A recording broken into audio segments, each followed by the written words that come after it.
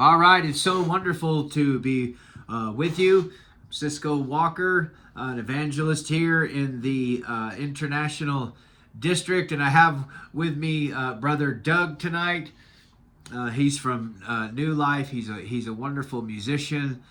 He's an accomplished artist, and he is a great person to have conversations with. He's been on here with me before. And so tonight, what we're going to talk to you about is something that's taking place here in the city. It's something that's taken place in California and other states, but now we see that it's happening here in the metro area, especially International District. It's been happening downtown quite a bit. You say, well, what are you talking about? We're talking about classical music and the unhoused. And we want to look at that today, and we want to kind of challenge that today. We want to try to kind of deconstruct some of those ideas. What's the pros for playing classical music outside of establishments to try to hinder loitering, to try to cut down on loitering, camping even, so to speak, camping within the metro area.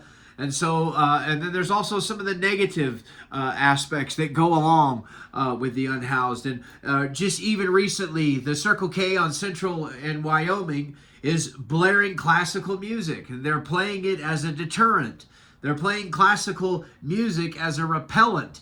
Some would say they're playing classical music as a type of torture in an effort to keep the unhoused from loitering on their property. And just what are your thoughts on a deterrent, a repellent, even a type of torture to try to keep unhoused people out? Well, it certainly beats the white noise that they used to play. Okay, well, what was that? Well, it used to just be like a high-pitched whine that they used to play over there. And yeah, I mean, that didn't seem to deter many people, honestly. But yeah, I mean, auditory torture has been used for some time. As a matter of fact, I've had friends I have a friend who had a brother who worked at Guantanamo. And they use it a lot. Yeah, they use auditory torture a lot. Though I wouldn't always call classical music torture. What's most torturous about it that I find, and I've been over there and I've heard it, is the fact that it's interrupted so frequently with some robotic voice telling people not to loiter. Yeah, and I've seen that, and it's almost like you almost think it's like a joke, right? It's like RoboCop. It's like, please leave the facility, no loitering on the facility, and so it's you just kind of there's such a hard-heartedness towards the unhoused, particularly here here in Albuquerque that I have seen, and. I know it's complicated. I know it's intricate. Jesus says you'll have the poor with you always. You can do good to them anytime that you want to. You can do good to them anytime that you wish. But it seems to me that there's this dialectical sides of. There's one side that hates the homeless. If they to use the Pink Floyd terminology, if they had their way, they'd have all of them shot. And that's not too far of a stretch. That's an awful stretch, but I've seen people out there in the metro area with that kind of an attitude. And then you have the other side of people who just don't have any problem. They seem to just kind of want to love the unhoused to death, literally like an Oedipal mother. So like I don't know what to do, and we've been trying to figure these things out for 3 or 4 years with New Life Church, you, me, several others, including community health workers, Pastor Chuck Aragon, Rose Coleman, Pastor Joanne Landry, been working for years and years to try to figure out what to do. But but they're using classical music as a repellent, a deterrent. And like you said, music's been used in warfare and in torture for literally like thousands of years, right? Yeah, the banging drums, when armies are lined up across the field with their swords and horses. you get some drums going in there, and people are like, oh, what's that weird rumbling? That's Yeah, scary. yeah. It's psyching them out, you know. So music definitely, you know, touches the psyche in ways that we don't always notice. And maybe it's, you know, it's so interesting that you bring up war, and you know, and I have in my notes, I have, you know, it was music, it was praise, it was trumpets, it was drums, as you just brought up drums, that brought down the mighty walls of Jericho, right? Music as warfare, we see it even in the Bible. But you know, you brought up, you know, the beating of drums where two armies are lined up against each other, and it almost seems like this is taking place in real time, in real color, in real living color with us now, with this classical music blaring, to try to get rid of people, because and as you said, you know, it's nothing new. You know? No, it's not. Do you think it's effective? No. Okay. I don't actually. You know, at times I have been over on that side of town. So there was the Speedway over on Eubank and Central. Okay. They used to always play opera music out there as a deterrent. I've heard that. But, yeah. But I actually enjoy it. You know, I pull up, I step out of the car, I'm like, oh, well, that's really nice. That's really nice. Yeah. Ooh, that's a good female singer. Well, I kind of wish. I kind of wish it would be on like a better system instead of just a squawk box. Instead of these tweeters. Yeah, just like a bullhorn that's obviously been punctured and ruptured because the volume has been cranked, you know, to such a degree. And so it is interesting, you know, biblically they've used music. They use music to bring down the walls of Jericho. You know, we always, you know, and we always shout and we always triumph that moment, and we should, because we are Christians. But that is one passage of the Bible that's not like a very nice passage of the Bible. It doesn't really portray God's, you know, the God of love and the God of grace, and we know that God is love and we know that He is grace. But there are those controversial, kind of questionable passages in the Bible of that, like, you know, one thing that I always try to do is I always try to put myself in the shoes of the perpetrator, and but in this case, I mean, what it must have been like to have been in Jericho, hear that noise, hear that praise, hear that music, and then have everything fall, and then have an army come in and just, you know, slaughter women and children. It's not the greatest part of the Old Testament. Yeah, well, and you can even consider like Psalm 137.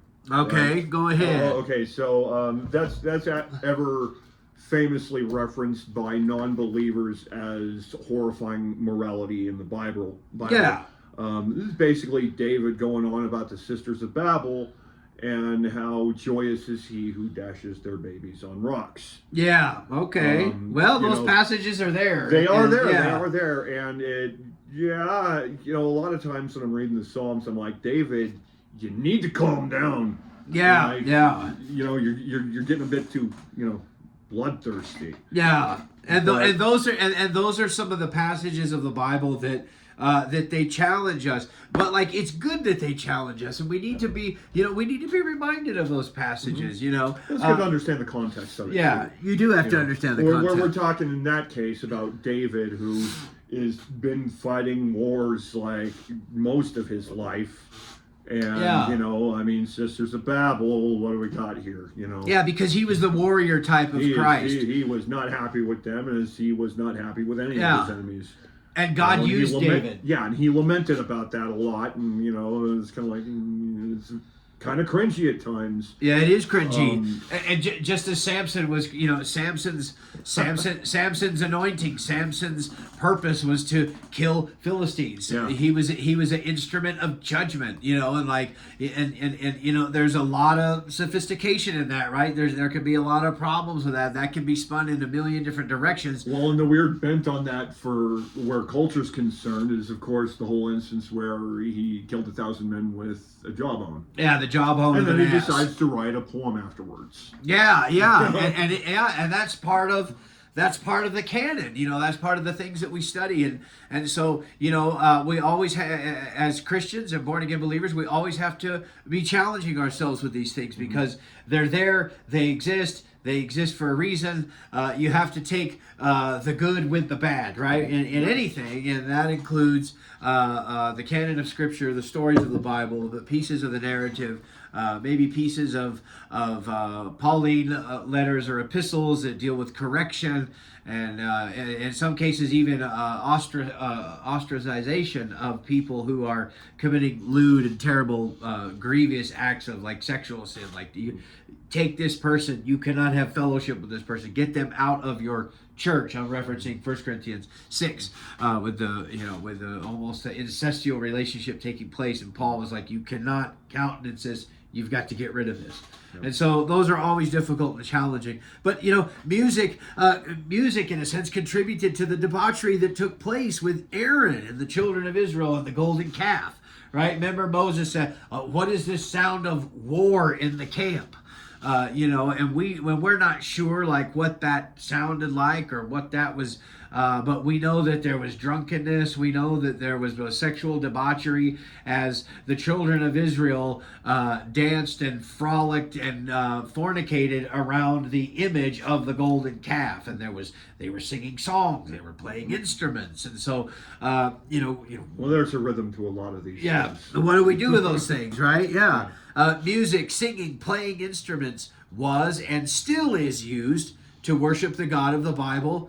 And here's the key, and other deities, right? Like the Bible's not the only one with a songbook. Different religions have songs, they have chants, they have all kinds of, you could go 1,000 different directions with that. So all those things are important. But, classical music, this is what's interesting. Classical music such as Beethoven and Mozart is considered by most people to be sublime, right? It's considered by most people to be angelic. It's considered by most people to be heavenly. But we're in 2025. But if you do just an elementary dig into Mozart and Beethoven, you will find that when they were writing their works and their compositions, that they were very, very controversial. Correct? Highly challenged. And so you kind of know a little bit about that. Why were they so challenging? Well, they were doing something different with music. I mean, it really kind of depends on the time period, of course.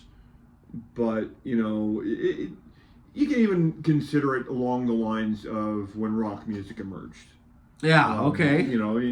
That's actually more my speed than the classical music. But, when the Beatles came out, or even Elvis, oh, what's this gyrating hips thing? Oh, it's evil, it's wicked, it's new. We're not familiar with this, so, like, it's strange and odd. Yes. And that is where a lot of composers ended up, especially some of the big ones, particularly Beethoven, Mozart. Because while amongst their peers they were considered geniuses. Yeah. But the people that didn't really understand it, they were scared. Yeah, and they were considered like rebels, right? And like they were going against the grain of culture. They were going against the grain of society. They were going against the grain of the king and the people that were like in charge of the world at that time. And so like they were, we think about them now and we see them as like these peaceful, at times we can see them as these peaceful, docile lambs, so to speak. But during their day and time, they were very, very different. Wild men. Yeah, because Wolfgang Mozart, The Marriage of Figaro, right? It contained storylines and criticized the power of the aristocracy and explored themes of sexual liberty, which were considered provocative and in bad taste by some members of the court. Like you just didn't do those things. So it's weird it's very strange how time has passed, and now, like, I think of Mozart, and there are times where I think of a heavenly sublime sound. When I think of Mozart, I do think of genius, but I almost think of a madman at the same time. And that's why we have this image here behind us, because the novella Clockwork Orange explores how you can take something that is good and beautiful and you can use it, you can weaponize it, like people are doing now outside of the stores and establishments, to repel, to torture, and to get people simply out of the way. Yeah. And that's tragic. And again, I don't think it's very effective. And, to some degree, I think it speaks to the attitudes that people have towards the unhoused. Okay, yeah. Because I read some comments about so, that. Yeah, so You're yeah, on the right track. You want to offer some culture to people. All right, give them some classical music. But if you're using that as a deterrent for the unhoused, you're assuming that they aren't capable of having culture. Yeah. Well, they don't deserve culture, right? Yeah. Because and that culture is so up past them that it will deter them. Yeah, and we'll just whatever. It's kind of like that. I hate to reference politicians, but George W. Bush referring to the soft racism of low expectations. Okay, yeah. Where they just kind of assume that this group of people is this certain way, and so this is going to work. Yeah, these boors, right? These boorish people, these uneducated people, these ignorant people, who wouldn't know good music if it bit them in the rear. Yeah, and I know plenty of individuals. I have a very good friend. His name's Steven, and Steven is like a philosopher. Like he's a theater major, but for whatever reasons he's found himself. Get him on board. He's found himself in hard times, but like. He appreciates classical music. Like he could sit there and talk to you about Hamlet, Macbeth. He's like a walking encyclopedia of culture. But to look at him, people are going to say, "Oh, he's dirty. He's this. He's that. He's over there on Central Avenue. He's on dope. He's probably looking for girls." On and on and on and on. But like that isn't the case. Yeah, that isn't the case. I mean, he's fallen on hard times. Whatever his story is, whatever his lot is, that's really not the issue here at this point. But he is a person who is cultured. He is a person who is diverse, and he is a person that matters to Christ, and he ought to matter to the church. Mm-hmm. And in our small circles, of course, he does. But a lot of people, like you said, they say, "Oh, these just." This type of music is way above them, and it will repel them, and it will get rid of them, and it'll just simply get them out of the way. And that is tragic. Now, Anthony Burgess's novella, A Clockwork Orange, seems to take elements of the good and the beautiful and turn them into a means of torment, punishment, and torture, right? A definition of the good and the beautiful is transcendentals of goodness and beauty, which are inherent divine attributes in all creation, originating from God and ultimately pointing back to Him. So the good and the beautiful, a person who does not have Christ in his heart, a person who may not be that open to God, they can hear a symphony. They can go to Pope Joy Hall. They can hear an opera, and it can raise them to such a place where they say, I didn't know that it was possible for human beings to do this. I didn't know it was possible for someone to create something like this. It can happen with a painting. Mm-hmm. It can happen with like Leonard Cohen, A Broken Hallelujah, like songs, literature. Those are the good and the beautiful. Yeah, because they stir the heart, they move the heart with emotion, and it opens up the door to the transcendent, right? And so, but Clockwork Orange, it plays with those ideas, and it challenges those ideas. And so this is a question here we have tonight. Is it right to use classical music outside of these establishments to torment, to punish, to torture, to repel the unhoused, or as so many in society refer to erroneously as less desirables? I mean, why is it, I have this, like why couldn't they use some other kind of music? why couldn't they use death metal or Skinny Puppy or Billy Ray Cyrus? I know if I heard Or Lady Gaga. Yeah. The Sesame Street theme song, Nancy Sinatra, These Boots Are Made for Walking, Baby Shark, Metallica, AC/DC, Britney Spears. Why is it classical music and opera that's been weaponized? And just a note here, Billy Ray Cyrus, Sesame Street theme song, all these other songs, they've used these songs at Guantanamo Bay to get prisoners to crack, and most of them crack. Yeah. Music is torture. Well, okay, so I think music being used as torture in this sense, since they're focusing on, a more classical vein of music to do it with, there is a little bit of an undertone of observing the glorious at a sort of a high light density. Okay. So kind of, and this is one of the techniques that they used at Guantanamo is like the volume level.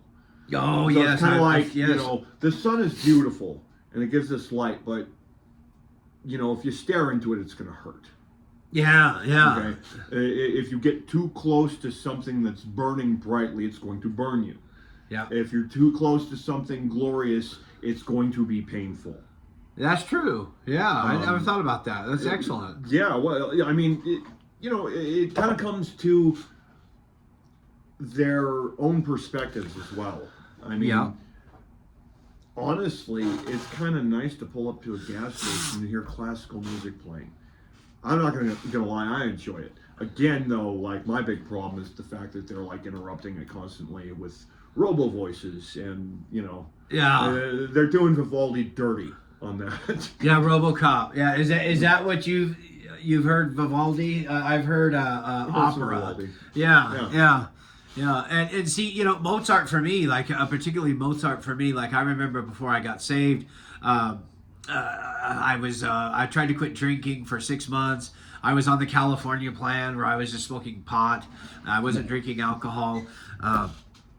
Some will call that the California plan. They'll call it marijuana maintenance. And I white knuckled it through 6 months, and I got some meth.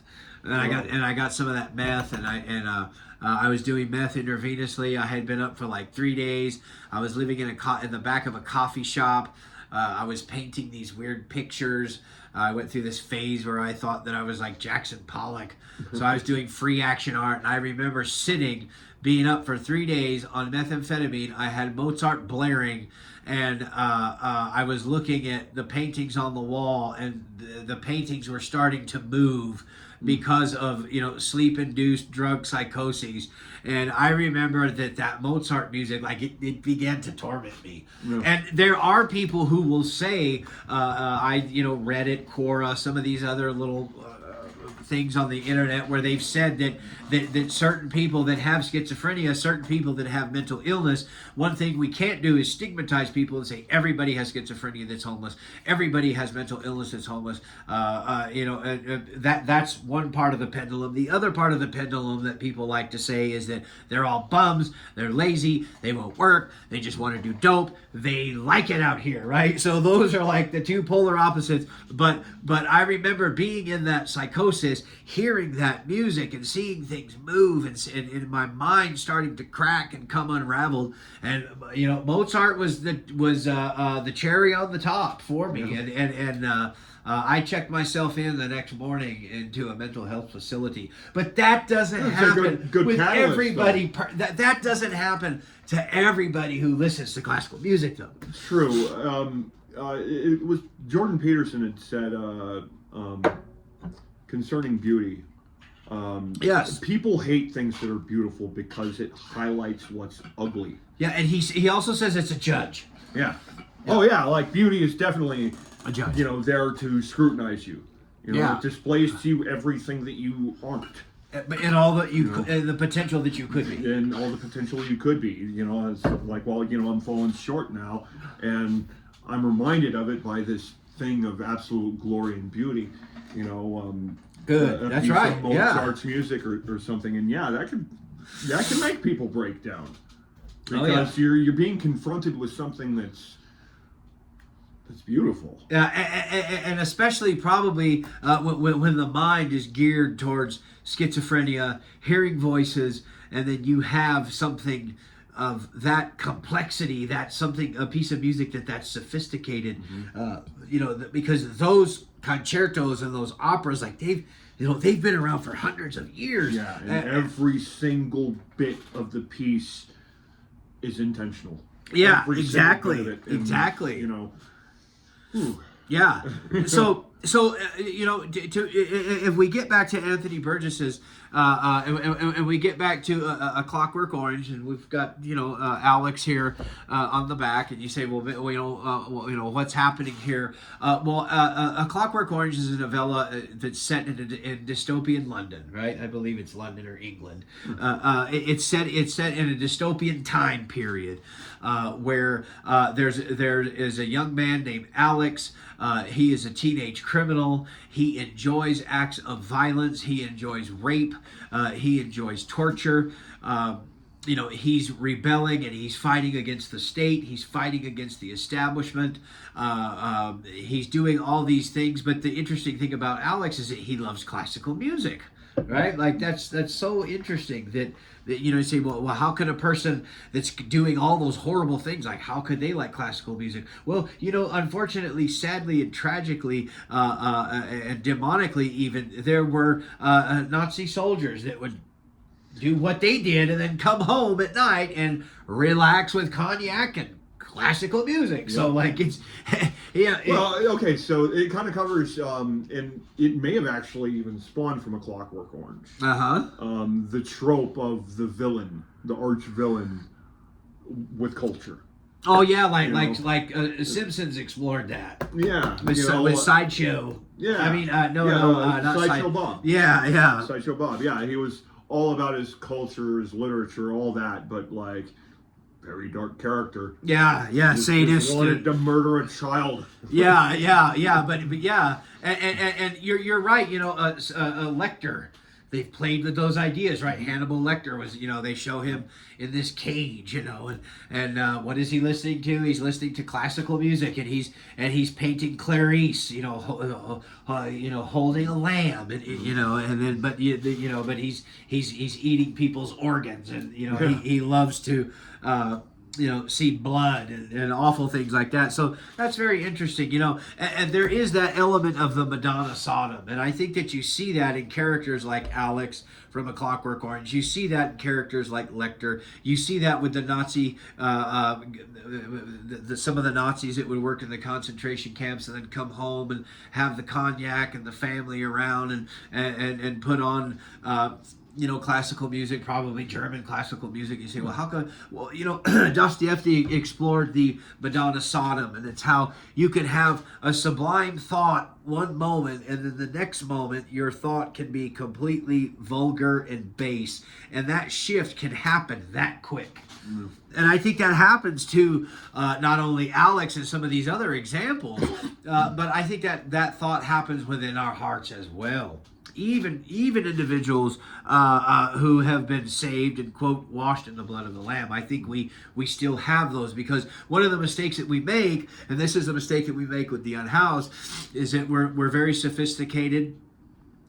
Some of us are very cultured. We're very complicated beings because we are made in the image of God, and because we have the spark of the transcendent, or you could call it that, or you could call it being made in the image of God. There's something within us that gravitates to that. But then there's also the other side of that, which I believe the Bible would refer to the flesh, where we can be elevated one moment and then be at the base, at the bottom of like a metaphorical cesspool the next, the duality of our thought process.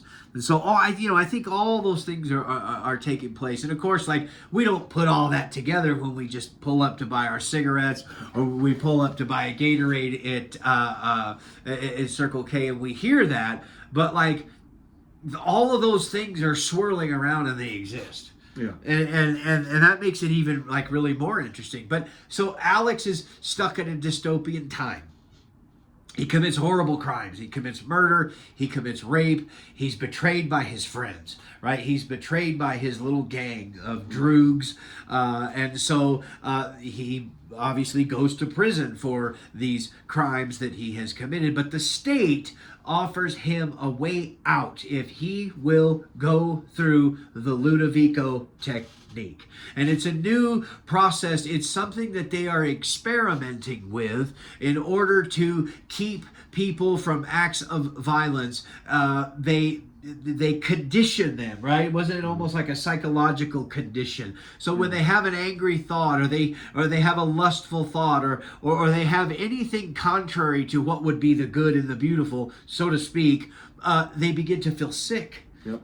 And so start retching. Yeah, and so Alex is watching, and one of the ways that they do this is they give him these injections, and then they put him in front of a movie screen, and they begin to show him people being beaten, and a woman being raped, and then they flash to Nazi Germany, and they show the soldiers goose stepping, and they show soldiers walking through bombed out villages, and they show piles of corpses and all these horrible things. But he is starting to make Alex sick, but then he realizes that they're playing classical music, and they're playing his favorite composer, Beethoven. And his favorite piece. Yeah. So what are your thoughts on some of that emphasis on Ludovico technique, combining the music with those images to make him nauseous and sick? Yeah, well, I think it's a really unfortunate byproduct. The classical music edge of it, but it's definitely a very, very important plot point. To the story, but I don't know. That's a tough call because if you consider the possibility of the Ludovico technique being used, that you might not necessarily even have to use classical music for it. Yeah, it could be anything. It could be it could just be it could be like singing bowls or something, Yeah, and just quickly, not to go down a horrible, hellish place in my childhood, but I have an association with Paganini when I was a kid, and something tragic would happen over and over and over again, and that music would be playing. I'm like, I can still hear that music now, and I hate it.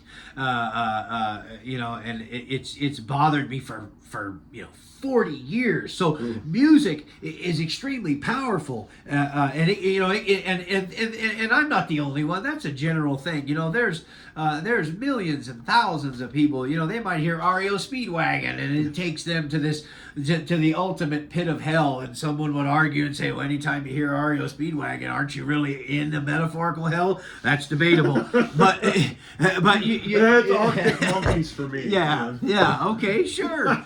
And so but Alex comes to his senses. He realizes the music, and then he says, then I noticed in all of my pain and sickness what music it was that like crackled and boomed on the soundtrack. It was Ludwig van, the last movement of the Fifth Symphony. He says, stop, you grawny, disgusting sods. It's a sin. That's what it is. A filthy, unforgivable sin, you Brochnies. Then they say, what's all this about sin, eh? Alex says, using Ludwig van like that, he did no harm to anyone. Beethoven just wrote music. And then I was really sick, and they had to bring a bowl that was in the shape of like a kidney. And of course, Alex vomits into the bowl. And so I really think that I don't know if it's a sin that their selection that they have chosen to try to repel people from these establishments. I don't necessarily know if you could call it sin, but when you mirror it with some of these ideas that Burgess has played with and Kubrick has played with, it is very controversial and a very hot button type of issue. I would agree with that, and particularly, yeah. Is it a sin? It could be, but I think the undertones of it are actually, a bit more telling and a bit more off-putting. Yeah. And if you consider, like, their attitude towards the unhoused. And this is it, And that's- because Alex, he goes through the process, and the reason that he goes through the process of Ludovico is because he can be a free man in a fortnight. He doesn't have to do the whole sentence for all the awful things that he's done, but he becomes an experimentation of the state. And they've thought about some of these things, like with pedophiles. Can we cure them? Can we do things to them to make them sick? And is that right? And we violating free will? And so these ideas have been played with in real life and in real time. But they prove. To their peers and the constituents of the state that this technique works. And of course, Alex goes through this. And it's interesting that the one person that objects is the priest. Or the prison Charlie, the chaplain. He says, you haven't done anything. He says, you haven't cured him. He says he doesn't have a choice. He says the reason that he doesn't want to, the reason that he lets this man beat him up is because he's getting sick. If he has the reason that he doesn't assault this beautiful naked lady that's standing right in front of him, he says he has no choice. He says, you've done this to him, you've overridden his free will. He can't choose between good and bad. And that's powerful stuff. And then Alex says this. He says, me, what about me? Where do I come into all of this? Am I just like some animal or a dog? And I think, sadly, that the reason that this music, classical music, sublime, heavenly music, is used as a repellent, as a deterrent, is because store owners and major portions of society, major portions here in Albuquerque, New Mexico, and if you're not careful, your heart will harden, and you'll begin to see people this way too, is we see the unhoused as animals and dogs. Yeah.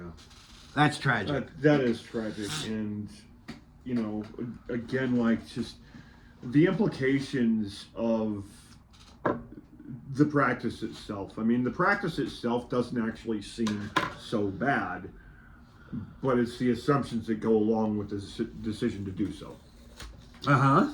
It's those motivations really that I think are the problem, along with the presuppositions that go along with, that attitude. Yeah. And I thought about this, like, what would happen if they started playing, like, what would happen if they started playing, like, old, like, Billy Graham or like old like Jimmy Swaggart classics like through that squat box, like would people just like quit going to those stores? Would some people that wouldn't deter me, but some people might Green be Day saved. would. Yeah, or hearing old Swaggart going on his rant. People like screw this. I'm gonna go get my cigarettes and my vodka somewhere else. I don't want to hear Swaggart. Yeah. I don't want to hear Oral Roberts. The hell with this. I'm going somewhere else. No. So that's just kind of a funny thing. But as you said, some have made the case that playing classical music as a deterrent is intentional signaling to poor people specifically that they aren't welcome by playing quote rich people music. Yeah. It's a way to stereotype people, right? Yeah, it's a way to stigmatize people. And it's one of the great misconceptions that I think a lot of people have, and especially when it comes to music, is this whole idea that there are classes of music. There's not. There's genres of music. Sure, right. But there aren't any classes of music. Like, some of the most impoverished people get a great deal of enjoyment from classical music. Sometimes impoverished people play classical music. Yeah, very true. Yeah. And sometimes rich people play punk rock. Yeah. Yeah. And that's more so than classical music being rich people music. Punk rock music is definitely poor people music. Yeah, or working class, like proletariat, blue collar. Well, rebellious sort of, I don't want a job, I want to fight the system. Decadence. Sort of, childishness to some degree. Yeah. But, I don't think maturity has a economic class. It really doesn't. Yeah, true. Okay, so some feel that it's tragic and in some cases abominable that this beautiful music is intended to connect us and point us toward the transcendent, I might add, but instead is being used to strengthen class division. That's kind of the points that you were making. Yeah, gross. And as it concerns mental illness, music can be terrifying, vexing, and tormenting for people who have schizophrenic disorder. Or it can be liberating. True, yeah, that's true because we just played in the street the other day, and remember that lady. As soon as that music was playing, I'm not sure. I can't judge her psychological state that she was in, but that lady was experiencing freedom, and and that's kind of why we take music to unhoused and to people who are less fortunate, because they're going through so much hell and through so much vexation and torment of spirit and mind, and if just for a few moments they can just forget about Let that, loose, it's worth it all. feel good. Yeah, and people seem to enjoy that, and they enjoyed what we played, and they enjoyed. They also enjoyed the music, the Christian rap, hip hop that they were playing out of the Oh, speakers. they were playing some bangers. Yeah, yeah. They really were. Like, I'm not even a hip hop guy. I was like, oh, that's nice. Yeah. Some people refer to playing classical music as we close. Some people refer to playing classical music as dystopian. Do you feel that this is an accurate statement? What I mean by dystopian is by playing this kind of music to repel and revolt the unhoused and to get them away from their establishment. Is it dystopian? I don't know. I would say it kind of depends on the piece. There's a lot of well, I actually catch a fair deal of classical music from playlists that are designed to it's basically classical music that goes hard. Yeah.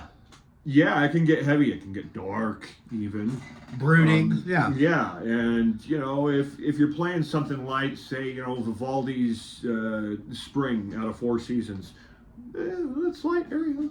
Yeah. That's nice. But if you're playing Winter. Yeah, man, Yeah. like. So True. So yeah, I mean, I think it really depends on the timbre of the music. You can use it to uplift people or try to drag them.